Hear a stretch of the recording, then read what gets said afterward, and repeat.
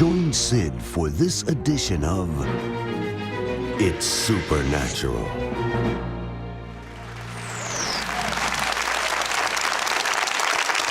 Bonjour, Sid Trott ici.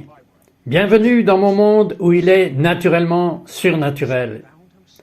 Mon invité a été dans la bibliothèque du ciel et il a vu des livres sur tous les sujets que vous pouvez imaginer. Des livres sur la science et la médecine, des choses comme des guérisons du cancer qui n'ont même pas encore eu lieu. Et puis il a vu un livre qui s'appelait Jean 22. Il n'y a que 21 livres dans l'évangile de Jean. 22 avaient affaire au sujet du prochain, plus grand réveil que le monde n'ait jamais vu. Je veux que vous en ayez un aperçu. Je reviens tout de suite. Insight. I'll be right back.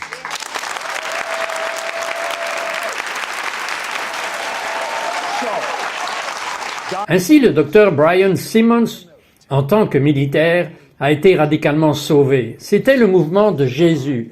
Il était drogué. Il a été radicalement sauvé et est revenu en courant à la caserne de l'armée. Et que s'est-il passé, Brian? And what happened, Brian? J'étais tellement excité de ce qui s'était passé que je suis allé à la caserne en criant à tous les hommes « Venez et écoutez ce qui m'est arrivé. Vous devez entendre ça. » Et nous nous sommes retrouvés dans une chambre dans la caserne. Nous étions probablement 50 hommes. J'ai accepté Jésus-Christ comme mon Seigneur et Sauveur dans mon cœur. Il s'agit d'amour. C'est une question d'acceptation.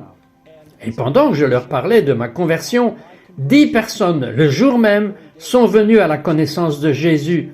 C'était tellement incroyable. Et je me suis dit que peut-être j'étais appelé, peut-être que j'avais une vocation à faire quelque chose pour Dieu. Je suis passé du LSD au God.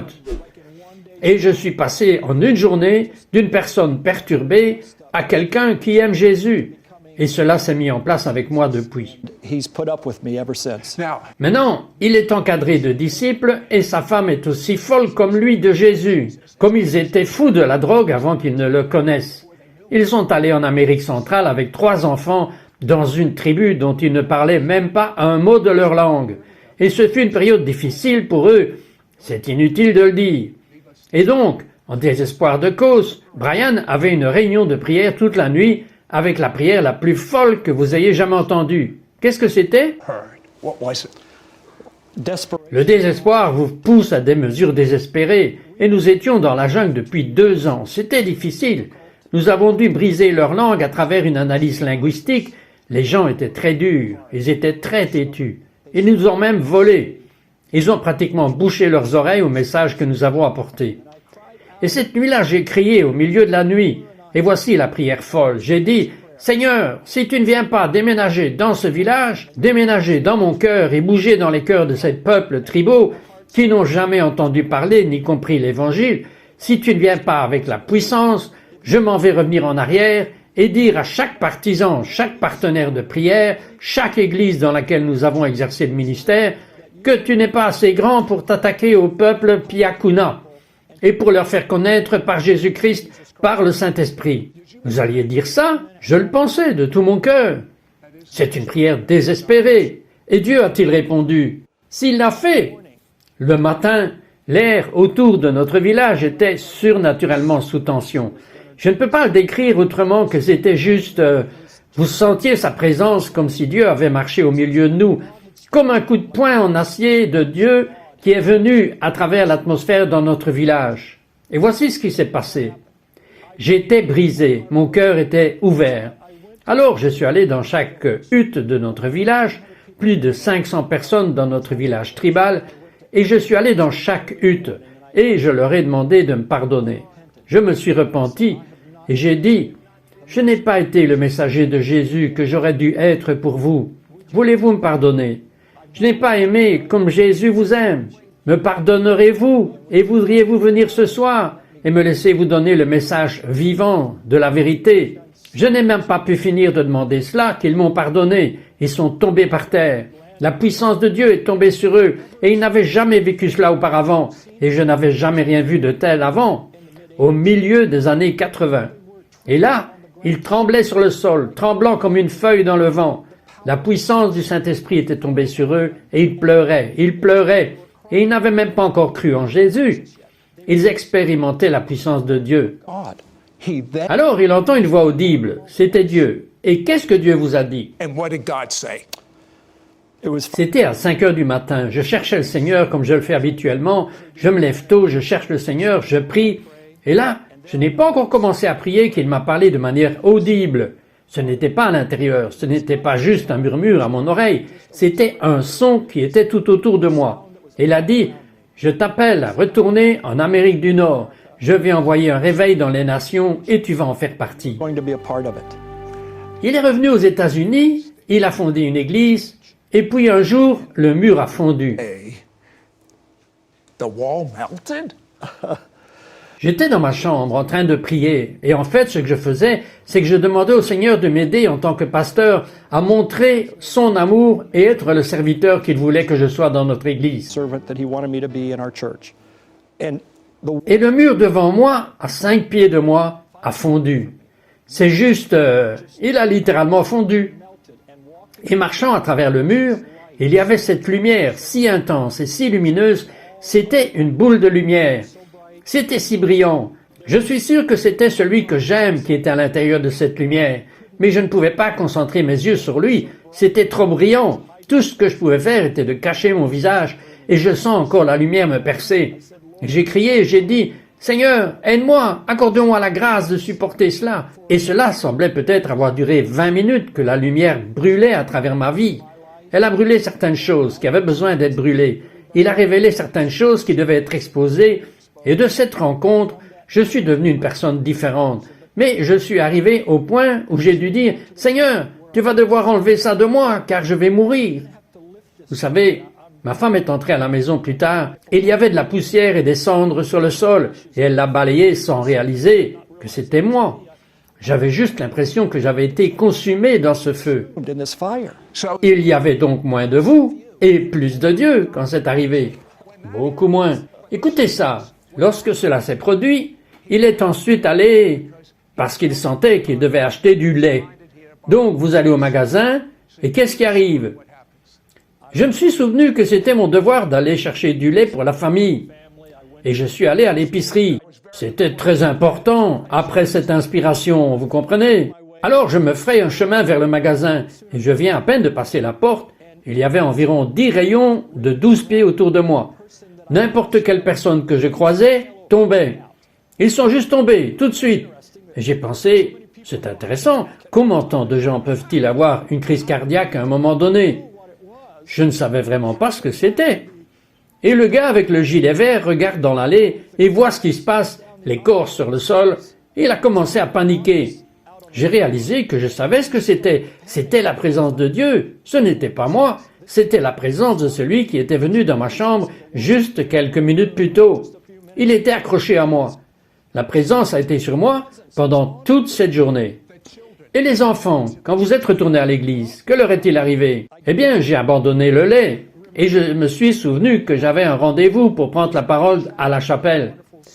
Nous avons une école merveilleuse de beaux petits-enfants dans notre école et je devais être l'orateur de la chapelle ce soir-là.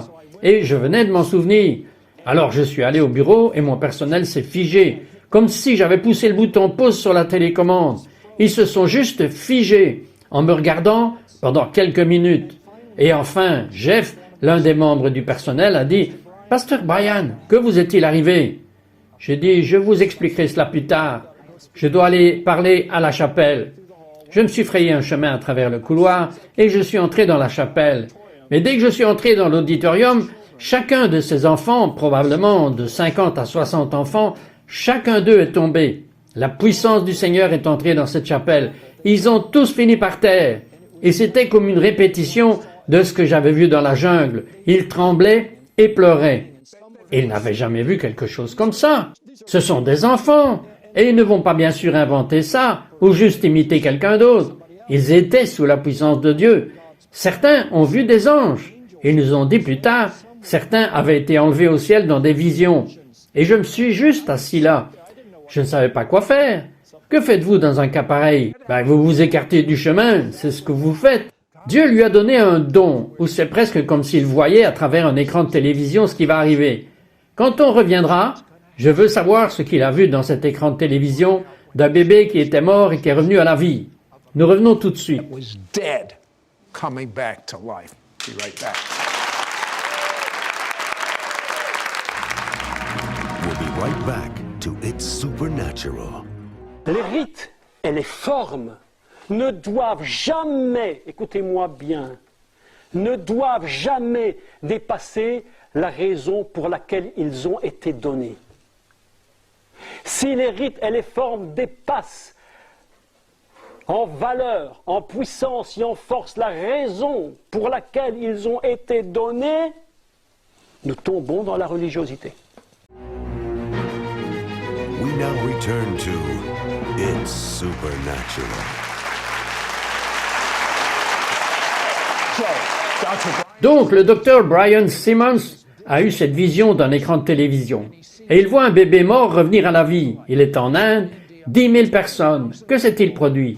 What happens? J'avais emmené 20 personnes de notre église. Nous sommes allés prêcher l'Évangile, faire des œuvres de charité et de bénédiction dans un orphelinat. Et cette nuit-là, nous avons eu une grande foule. Et comme je parlais sur Luc chapitre 5, sur la puissance de guérison de Jésus, qu'il n'y a pas de maladie que Jésus-Christ ne pouvait pas guérir, sur le côté gauche de ma vision, j'ai vu un écran de télévision qui s'est ouvert. Et je savais que tout ce que je devais faire était de raconter la vision. Et ce que j'ai vu était une mère pleurant, portant un bébé mort. Et avant que je puisse penser quelque chose à ce sujet, j'ai dit, « Il y a une femme qui est venue à la réunion ce soir. Vous êtes venue portant un enfant mort.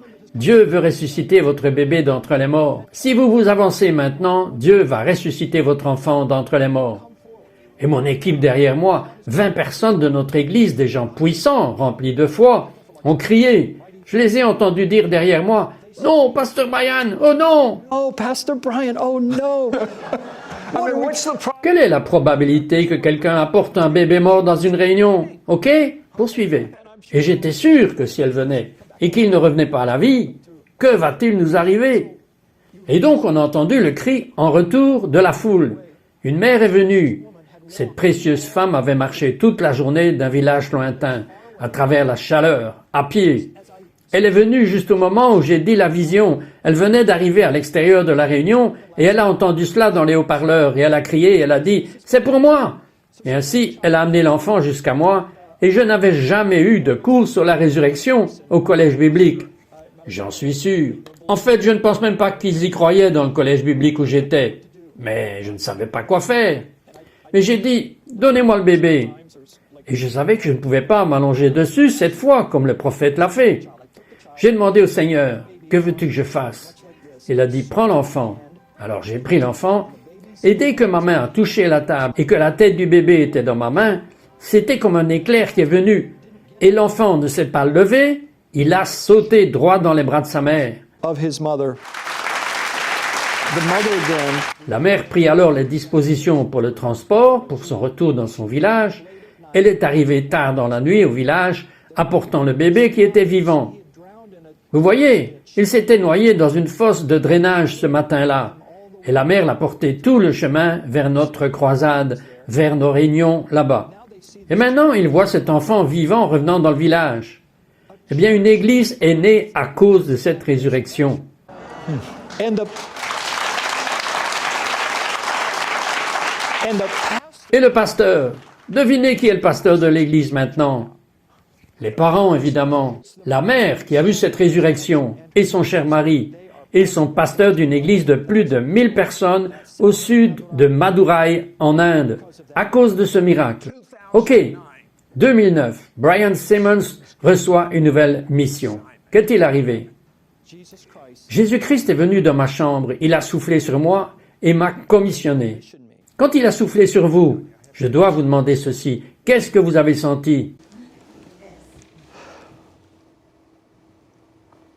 it felt like C'était comme un baiser du ciel.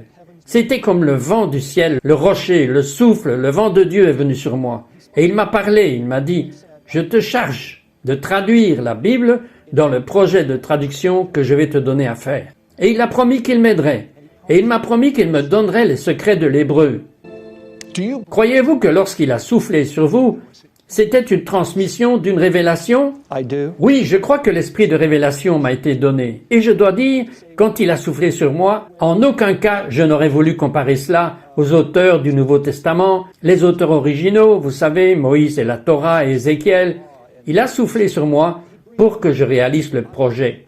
Et j'ai senti les téléchargements venir instantanément. J'ai reçu des téléchargements. C'était comme si j'avais mis une puce à l'intérieur de moi.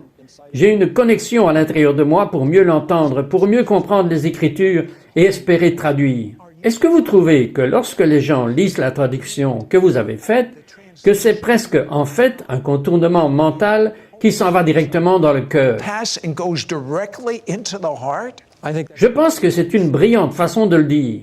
La langue poétique de l'hébreu et l'araméen a libéré quelque chose à l'intérieur de nous. C'est divin, c'est plein de révélations. Il y a de la saveur. C'est comme penser avec votre cœur. C'est comme niveau du cœur à niveau du cœur, d'esprit à esprit. La profondeur criant à la profondeur. deep. Passion is La passion est le mot opérateur. Cette traduction vous donnera cette passion de retour. Quand nous reviendrons, je vais dire, en fait, Brian m'a dit qu'il avait une parole. Je crois qu'il va sortir quelques miracles. Aussi, je dois me renseigner sur cette bibliothèque. Êtes-vous intéressé? Je sais que vous l'êtes. Are you interested? I know you are. Are you? We'll be right back to It's Supernatural. Mais l'humanité ne connaît pas le chemin de la paix. Ils ne connaissent pas la voie de la joie et nous avons la moitié de la population mondiale qui est illettrée. Bien des gens qui crèvent littéralement de faim et toutes sortes de saletés et de conditions sordides dans la moitié du monde, au moins. We now return to It's Supernatural. Maintenant, Brian Simmons m'a parlé au dîner hier soir à propos de certaines révélations qu'il a reçues sur les femmes en traduisant la Bible. Donnez-moi-en une. Eh bien, il y a un verset dans la Bible que beaucoup d'hommes ont utilisé et ont blessé des gens à cause peut-être d'une erreur de traduction.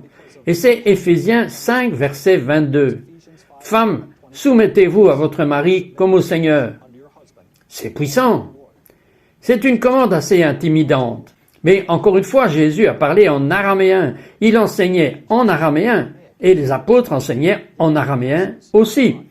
Le texte araméen est « Les épouses, soyez tendrement dévouées à votre mari, comme l'Église est tendrement consacrée au Christ. » C'est très différent.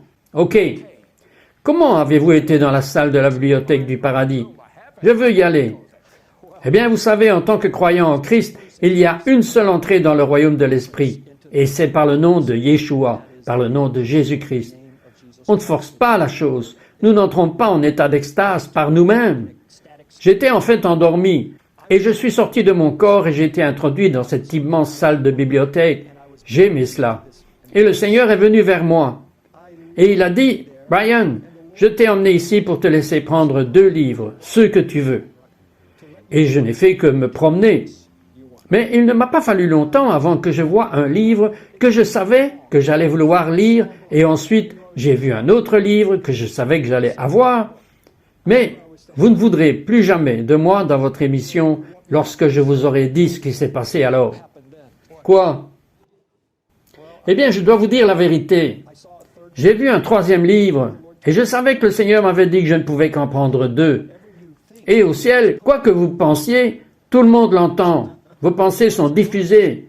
Alors voici ce que j'ai entendu, et ce sont mes propres pensées. Comment puis-je voler ce livre? Et puis je me suis dit, « Oh non, je suis en train de faire du vol à l'étalage sur Dieu. » J'avais tellement honte. Mais je savais que si je pouvais rapporter ce livre dans le royaume naturel, il déclencherait le réveil dans toutes les nations de la terre. Ça rendrait le nom de Jésus célèbre dans le monde entier. Mais Jésus est venu vers moi et il m'a dit, « Brian, je ne peux pas te laisser prendre ce livre. » Et il m'a regardé avec des grands yeux d'amour qui m'ont fait fondre, et il a dit, « Tu n'es pas prêt pour ce livre. » Puis il m'a promis, « Je vais te ramener un jour ce livre et je te le donnerai. » Et c'était quoi le titre? C'était écrit sur la couverture Jean 22. Mais il n'y a que 21 chapitres de Jean. C'est quoi ce 22? Eh bien, Jean 22, revenez à Jean 14, verset 12, et vous verrez qu'il y a une génération de plus grands travaux. Les œuvres que je fais, vous ferez des œuvres encore plus grandes que celles-ci. Je crois que la génération de Jean 22 sera un peuple qui fera les grandes œuvres de Jésus.